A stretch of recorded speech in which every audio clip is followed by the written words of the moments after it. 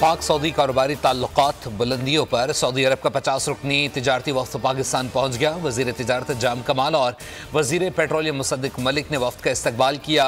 Saudi सफीर वफाकी वज़रा के साथ वजारतों और डिवीजन के आला अफसरान भी मौजूद थे। नन्हे बच्चों ने मेहमानों को फूलों के गुलदस्ते पेश किए। सऊदी वफ्द की क़यादत नायब वजीर सरमायाकारी HE इब्राहिम अल मुबारक कर रहे हैं। सऊदी तिजारती वफ्द वज़ीर आज़म शहबाज शरीफ से अहम मुलाकात करेगा। वज़ीर आज़म आज वफ्द के एजाज़ में शाये भी देंगे। वफ्द कल सुबह पाक सऊदी सरमायाकारी कॉन्फ्रेंस में शरीक होगा।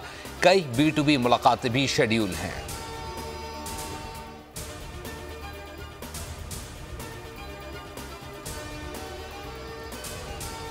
और 9 लाख टन गंदम इस हुकूमत के दौरानिये में भी आई।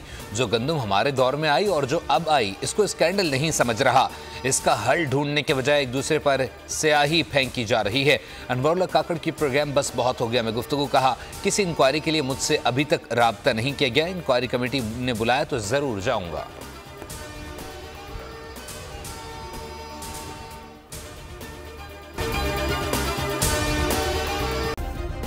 सब्सक्राइब करें और बेल दबाएं ताकि कोई खबर रह न जाए।